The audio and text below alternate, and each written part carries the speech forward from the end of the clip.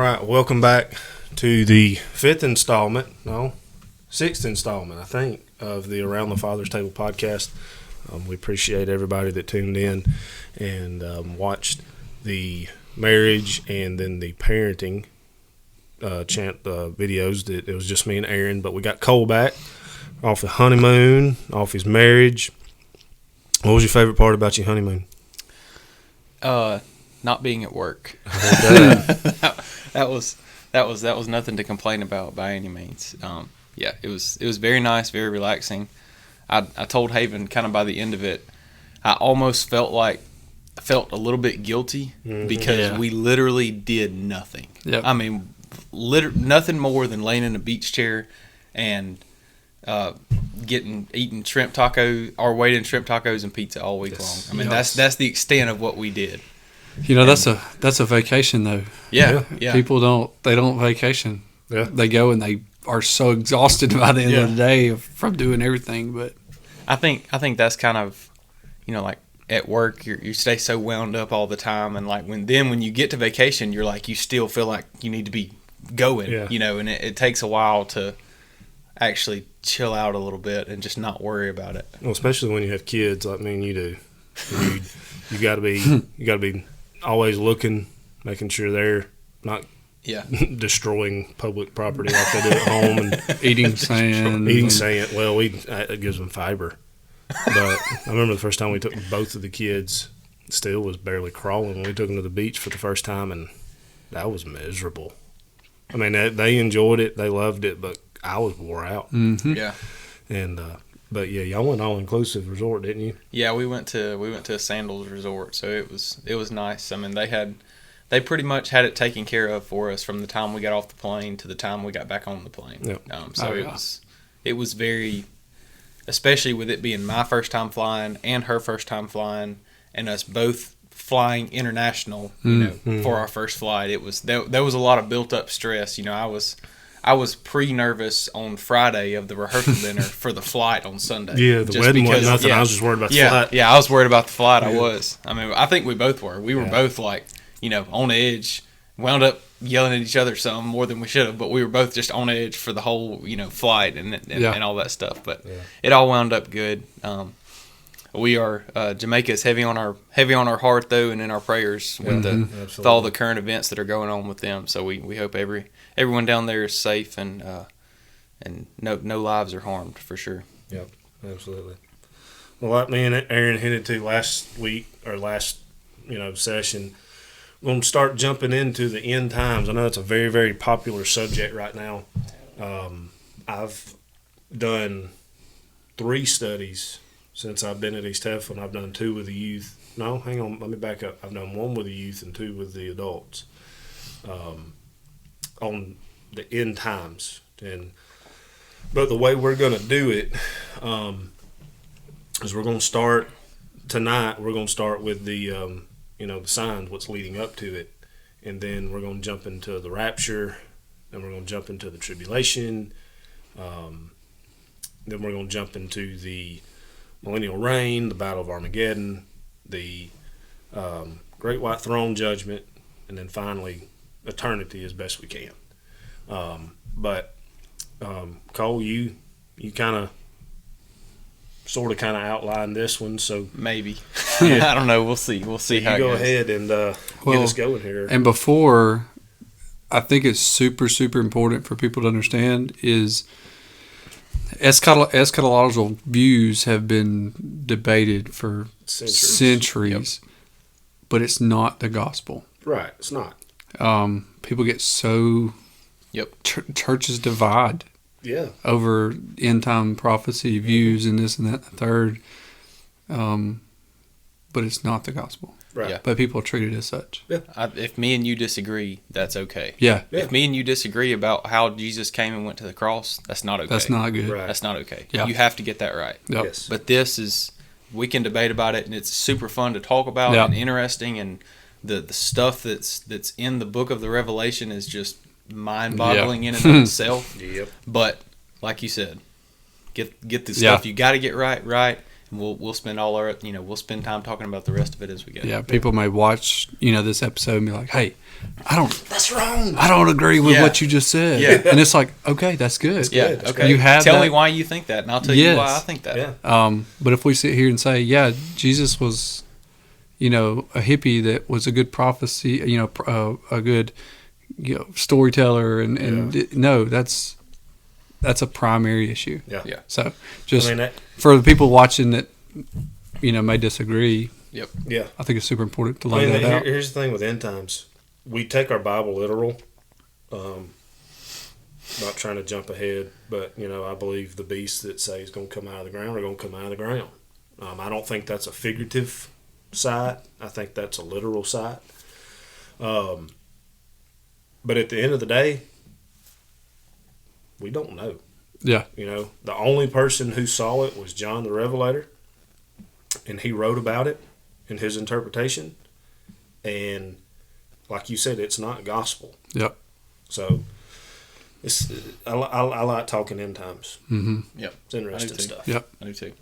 So, well, I thought two things are pretty critical when you start talking about the rapture, and so I think the overall theme of today is events leading up to the rapture, right? Well, to understand that and to be able to talk about that fully and effectively, I think we need to understand two things, which is number one, what is the rapture? What does rapture mean? Mm-hmm. And number two, when do we think the rapture happens? Because depending on when you think the rapture happens, it drastically changes the events that we can talk about before the rapture. So, just as I'll just kind of read this off for everybody. The word rapture is not actually specifically stated in the Bible. Yep. So we get the English noun or verb, whichever way you want to use it. Rapture comes from the Latin word rapio, which is used. So the basic idea is to remove suddenly or to snatch away. So the word that we the main verse in and of itself that we grab the word rapture from is found in 1 Thessalonians, and that's chapter 4, verse 17. And so that reads, "Then which we are alive and remain shall be caught up together with them in the clouds to meet the Lord in the air, and so shall we ever be with the Lord." So the caught up of the New Testament church is the idea behind the rapture. So I think 1 Thessalonians kind of unquestionably tells us that eschatological rapture I think is the way that it describes it pretty well. So at the end of the day, we talked about rapture and what that means to us. So there's everybody, every faith, every person that is a believer in some type of higher power is waiting on something. So there's a lot of religions around that. So for instance, the Jews are waiting for the Messiah. Muslims are waiting for the 12th Imam. The Hindus they're waiting for their Krishna. And the Buddhists are waiting for their fifth Buddha. So all these people are waiting for something, but we are waiting on the return of the Lord, which is what I just read in 1 Thessalonians 4. So that's, to me, that's kind of what rapture means. I know you guys probably have a little bit more to add or take away or what. So I mean, this gets to the point of we were kind of discussing this before. Are we pre-trib, mid-trib, post-trib, rapture? And I'm not going to name drop, but there's a lot of very highly educated men who believe that we are going out after the tribulation. They get that, and they say that Matthew 24 is not pre-rapture stuff. That's tribulation stuff, and I just don't. The reason that they say that is because after Jesus lists all the things that are going to take place, Jesus himself says that after that there's going to be great tribulation. I'm not disagreeing with that fact, but then later on in the chapter 24, he says, "Then I'm going to come back." and get you. And we'll talk more about that later. But to answer the question, we're not waiting on anything to happen. There's no prophecies that have to be fulfilled. We're not waiting on a prophet. We're not waiting on anybody. The only thing that we're waiting on is for God to come back. That's it. The bride to be complete. The bride to be complete. I say it all the time. Yeah. Y'all hear me say it. Weddings don't start without the bride being ready. Yep. And when the bride gets ready, game on. But yeah, this is where people can start debating. We won't get into this early. Yeah. The rapture could very well happen before we get done recording this podcast. Yeah. Somebody could come in here, if it were to happen, somebody come in here 7 years from now and be like, "Ooh, what's this that's been recording for 7 years?" and turn on, because the power will be off from here, I hope. And they'll come in and they'll say, "Ooh, what are they talking about?" And they'll be like, "Dang, I just went through that," Yeah. But I think and that's everybody from the early church, we all agree that there is a rapture. Mm-hmm. And that's, John 14, 1-6, let your heart be troubled. You believe in God, believe also in me. In my Father's house are many mansions. If it were not so, I would have told you so. I go to prepare a place for you. And if I go, I'll prepare a place for you. I will come again and receive you unto myself, that where I am, ye also may be. That's a super crucial point in end time events. Yeah. There is going to be a calling away of the church. And I think it's super, super important to understand that. Yep. Now, in that calling away, I think it's very, very important that people don't wait to see, let's see what happens, because you very well may not get that opportunity. Mm-hmm. Yeah. So I would just start out by saying that I do believe that everyone believes in a rapture. Yes. That's for you to say that there's not one, it's just, you're completely blind to biblical fact. Yeah. So I would say, in a nutshell, we're talking about the rapture, what it is, not really jumping into where and when and how and this, but in a nutshell, everyone knows that there's a rapture. Yeah. So if you need to, just establish that first with people that, I don't believe I'm gonna, beam me up, Scotty. Yeah. But it's gonna happen. Yeah. Eventually. Well, in the chapter 24, verse 32 of chapter 24 of Matthew. Where did it go? Thought I had it highlighted. Verse 37, it says, "But as the day of Noah, which is Noah, so shall the coming of the Son of Man be." We've been, the Christian church has been preaching for years. Be ready, because one of these days we're just going to get out of here. Something that we can't explain is going to happen. And that's the same thing that happened in Noah's day. Noah was preaching, "Hey, y'all, there's a flood coming. Water's fixing to blow up out of the ground." And they said, "What are you talking about? We ain't never seen nothing like that before." Yeah, we know. Mm-hmm. But, yeah. Well, so I guess that leads us to, I think, will be probably our main debate point for the night. When we think the rapture will happen. And specifically, so we know that no one knows but the Father in heaven when the actual bride will be complete, when he will come back and get his church, as far as a physical timeline, days, minutes, seconds, stuff like that. But we are more debating in the place of other events that we know are going to take place, when this rapture is going to fall in the timeline of those events. Yep.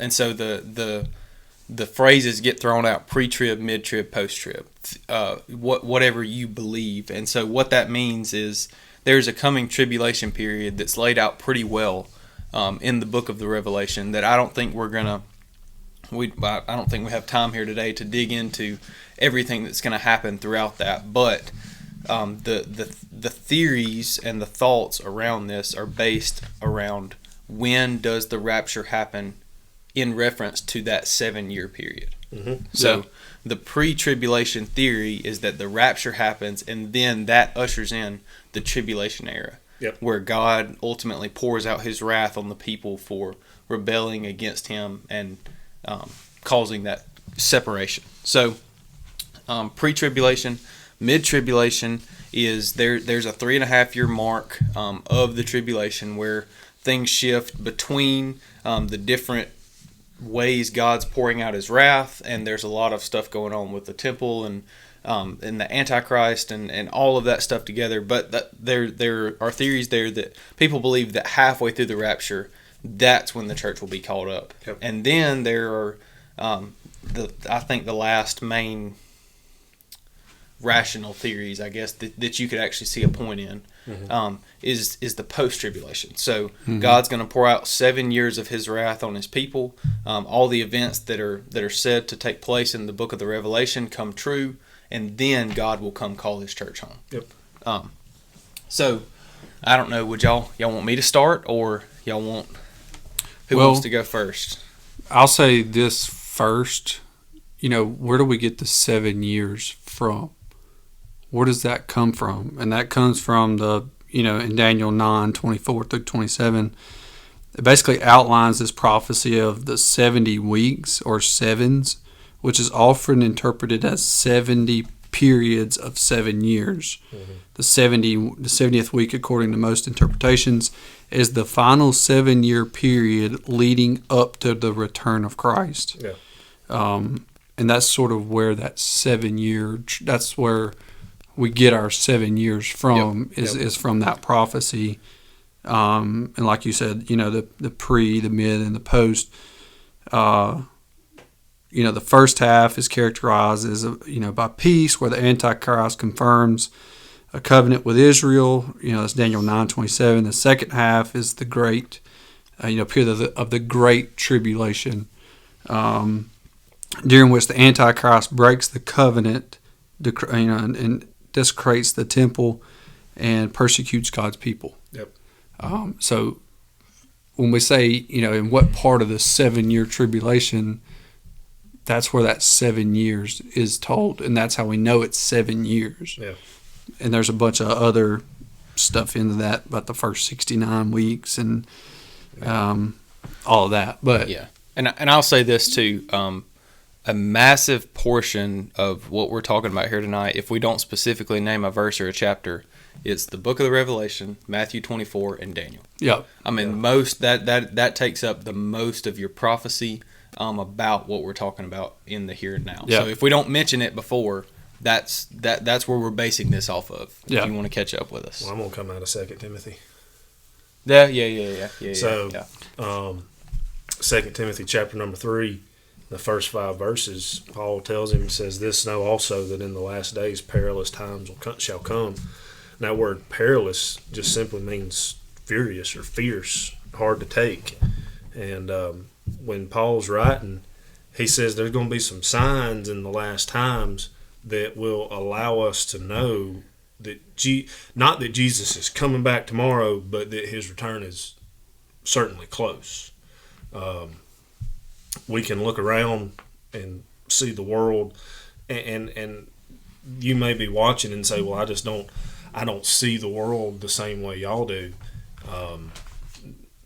Newsflash: you're not looking at the world from a biblical stance. Mm-hmm. I've said this a lot, that it's like I'm watching my Bible come off the page and go to my phone screen or go and sit on my TV. I'm watching these things happen right before my eyes. We see signs in our culture that show us, that Jesus is coming back. And, I'm a nerd at heart. I'm a redneck nerd that likes listening. Somebody said, if there's one thing you could do while you're alive, what would it be? I want to go to space so bad I can't stand it. I want to go to the moon. I want to do all that. Now, I'd probably die because I'd touch a button I wasn't supposed to. But I like listening to Neil deGrasse Tyson. And he was talking on Joe Rogan podcast the other day, and he was saying something like, he said, it's weird. He said, the world just feels pressured, like something's about to give, you know, and Washington, and then we'll say, you know, it's climate change and global warming and, you know, this, that, and other. If you have a Bible and you read it, you'll understand why the world feels like it does. Yeah. I'm not digging my tent pegs too deep around here, because I'm not from around here, and I'm looking forward, not behind, not around. Mm-hmm. So when Paul told Timothy, he said, "Man, look, there's gonna be some tough times ahead," and nobody likes to hear that. Nobody likes to hear that it's fixing to get tough. We think we've had it tough with, I'm just going to say it, with integration in our schools of having to accept kids and their sexualities, having to accept wackos to lead our country, having to accept this and that, having to have the realization that somebody can kill your family and be out of jail in 5 years. You know, that's hard. We think, golly, how much worse can it get? But it's going to get a lot harder. Yeah. But yeah. Well, in this, the parable, you know, we're in Matthew 24. Mm-hmm. You know, Jesus gives us a parable of the fig tree. Yep. You know, in Matthew 24, 32 through 35. And this parable teaches that the signs of Christ's return are as clear as the changing season, and that his return is near, though the exact time remains unknown. Right. Just like you said, I mean, there's signs that we see. Mm-hmm. We don't have to know that, you know, we don't have to be told that fall is here.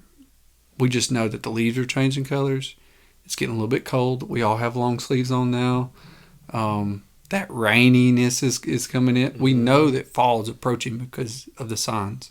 Yeah. And we can tell from those. So yeah, I would just to sort of piggyback, I think, you know, to go back to Matthew 24, he specifically says, like, hey, there's signs that are going to tell you when it's coming. Yeah. So I like how the disciples say it. And here's where a lot of folks, they'll say, well, this is pre-trib or mid-trib, post-trib. That the disciples said, tell us when you're coming back. Let me set this scene, and you might have had this. I guess I'm going to jump ahead of things. But the tribulation is not for us. It's not for Gentiles. It's for the Jews.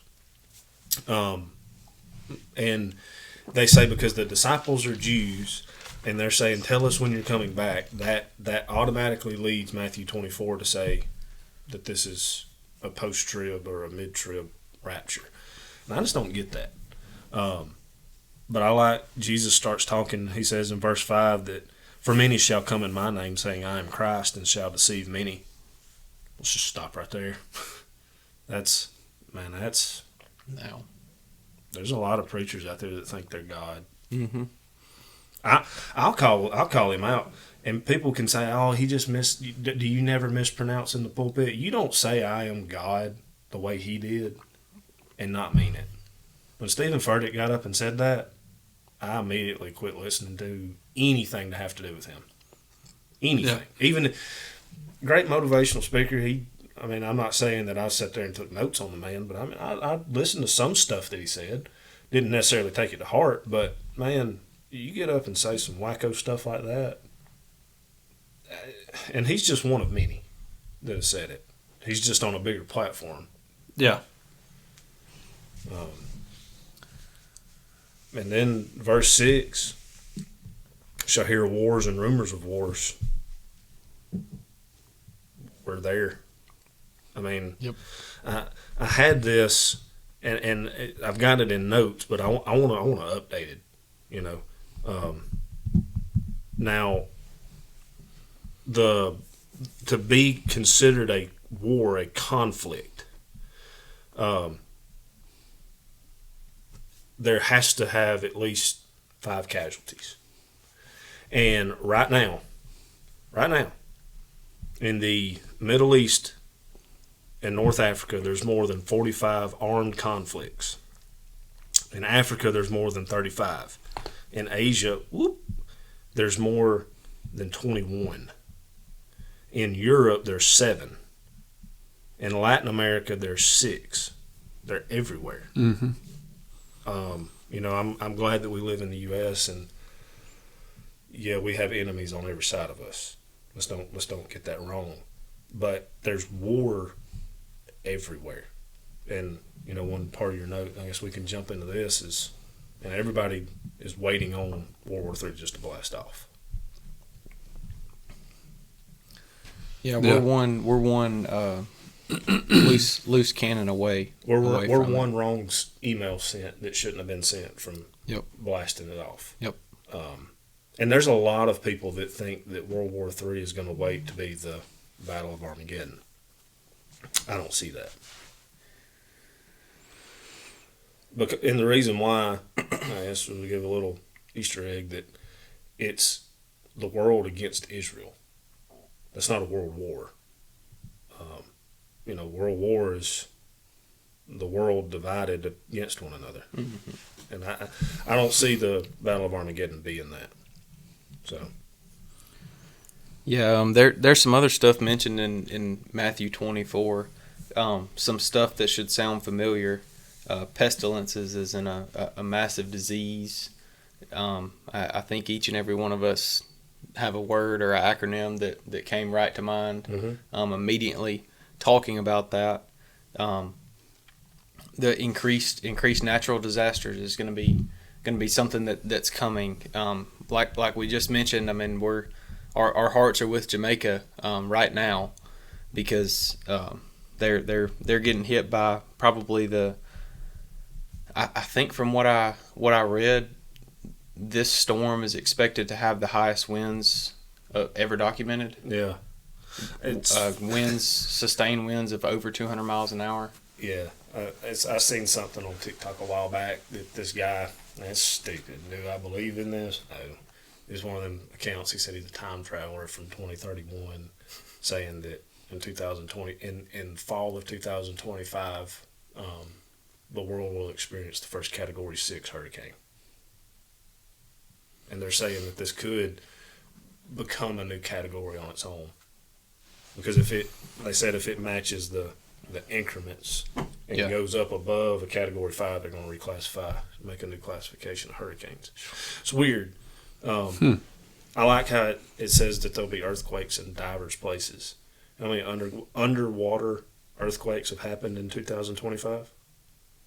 262.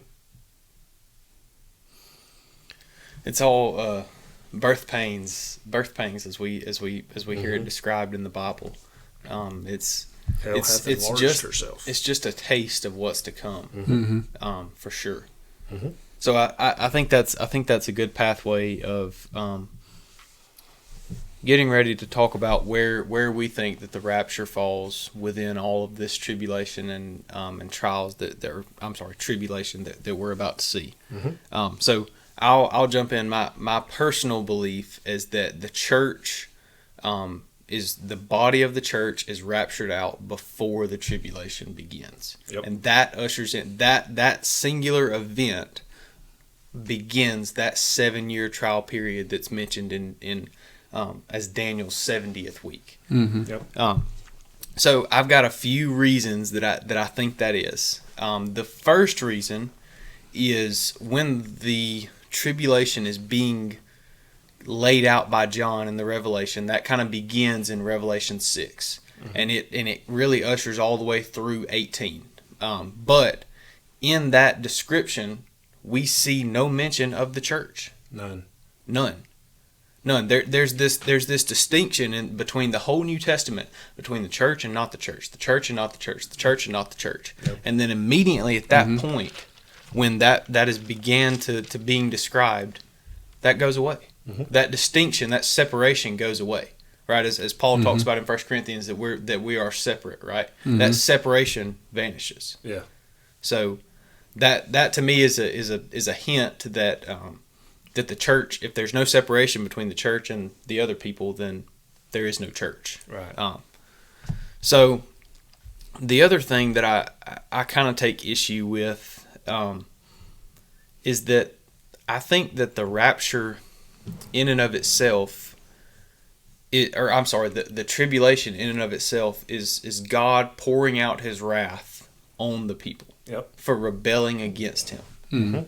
Right? Well, we actually looked at it in Sunday school this week, looking in Romans 5, but Paul talks about that we are made righteous before God. Mm-hmm. So the church is righteous, is seen as blameless by God, right? God poured out his wrath on me on Christ. Yep. Right? He poured out his wrath that was due to me on him. Yeah. So if that's the case, then why does he have to pour out his wrath on me again? Right. So that's kind of a question for me, is I'm like, why do I, if Christ died for every single one of my sins that I have committed today and will commit tomorrow, then why do I have to be punished for those again? Right. A couple other small things that I see, none of the epistles warn any kind of thing about this for the church. Specifically, John actually says in Revelation chapter 3 verse 10, it says, because thou hast kept the word of my patience, I will also keep thee from the hour of temptation which shall come upon all the world to try them that dwell upon the earth. Mm-hmm. So I think John lays it out pretty clear there that the church is to be kept from the hour of testing or the tribulation as it is described. Mm-hmm. So there's a lot of verbs here that are used in the Greek and the Hebrew that a lot of people just do a super deep dive on. But I think that's three probably pretty big reasons that I would take issue with saying that we would have to face some or all of the tribulation. Yep. So that's kind of my short spiel about why I think that. Yeah. I think once again, I think that we will be raptured before Daniel's 70th week begins. Yes. Yeah. I'm going to go on the opposite end and say we're going to be raptured post-trib. Okay.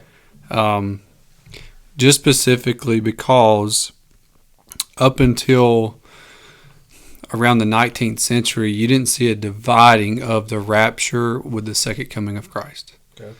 And then in 1 Corinthians 15, Paul writes, behold, I show you a mystery, that we shall not all sleep, but we shall all be changed in the moment, in the twinkling of an eye, at the last trump. Mm-hmm. For the trump shall sound, and the dead shall rise, in the incorruptible we shall be changed.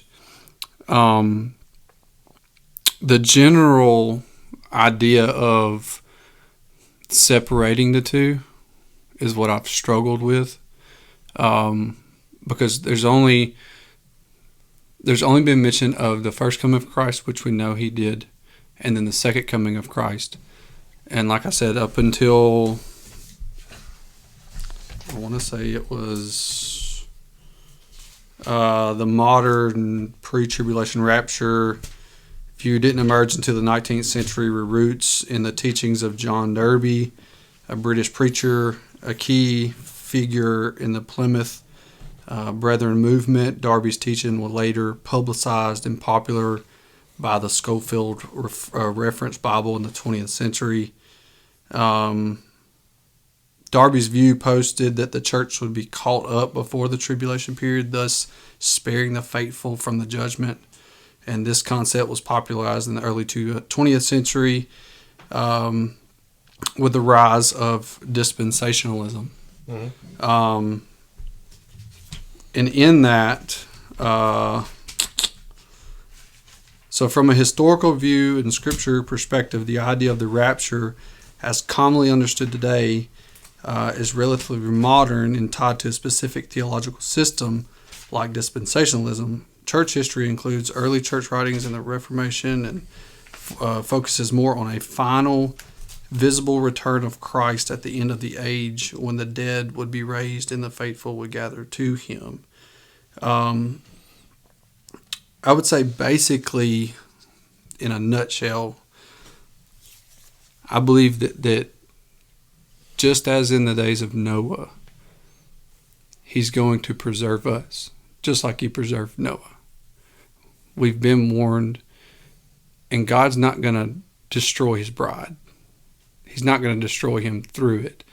We see that through the multitudes of stories of, like you said, like I said, in Noah, Sodom and Gomorrah.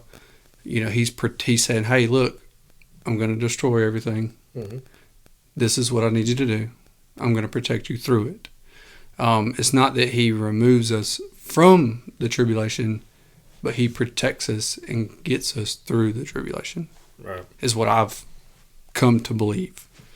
And like I said, I don't necessarily see the division between the two. I don't see the division of the rapture and the second coming.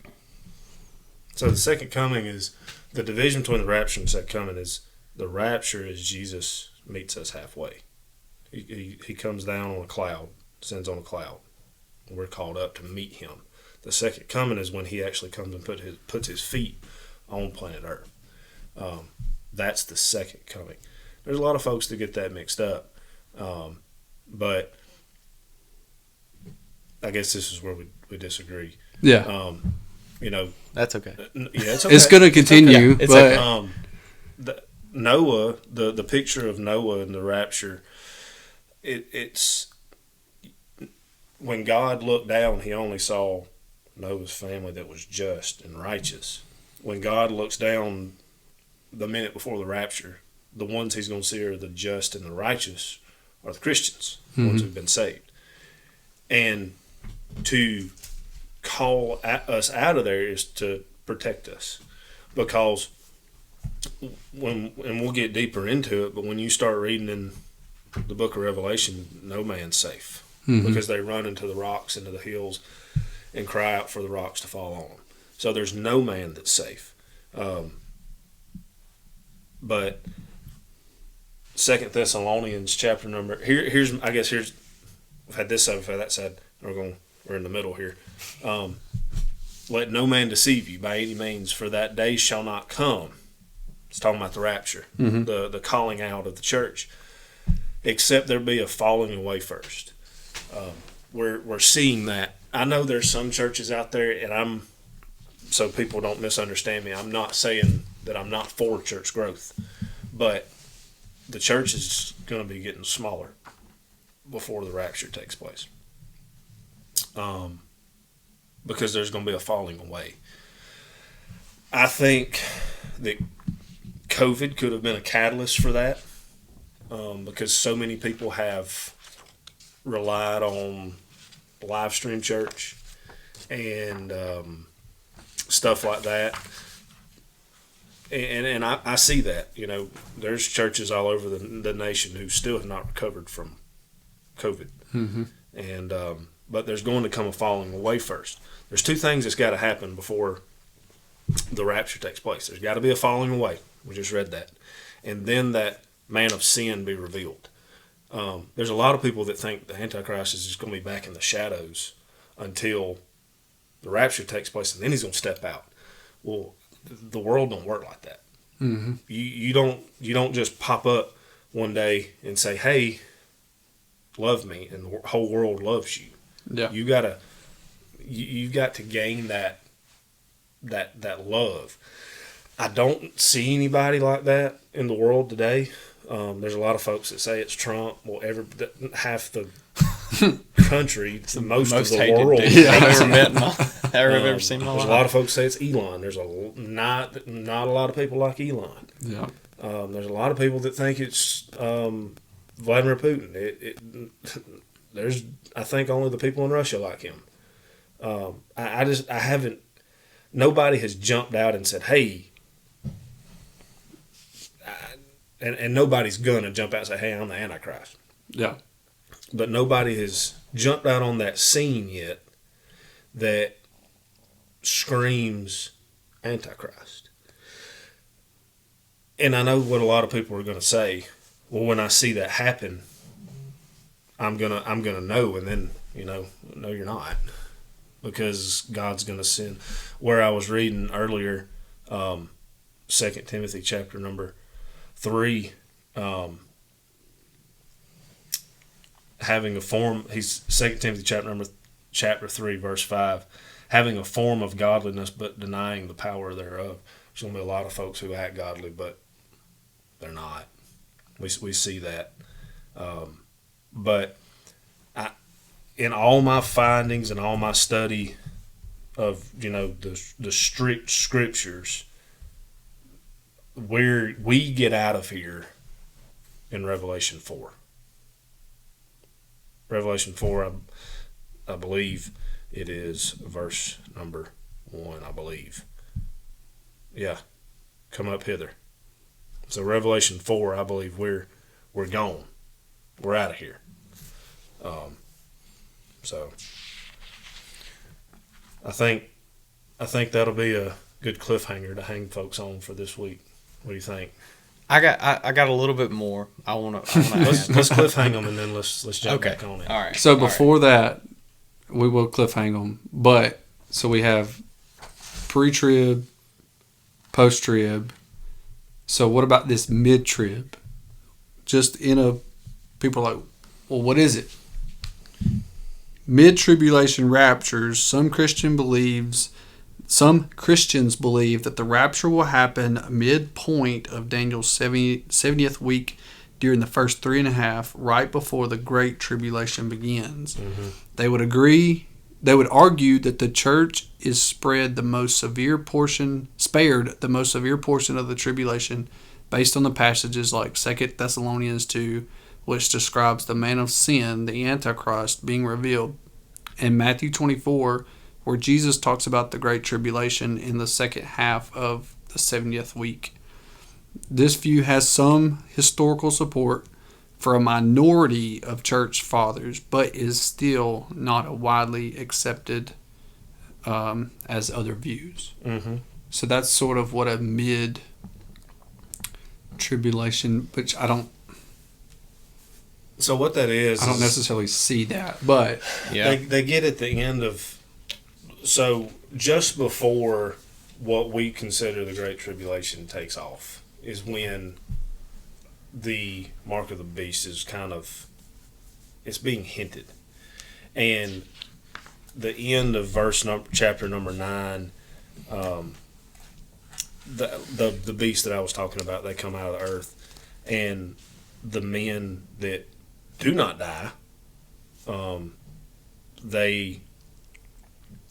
it says, and the rest of the men which were not killed by these plagues, yet repented not of their works and hands, that they should not worship devils and idols of gold and silver and brass and stone of wood, and which neither can see nor hear nor walk.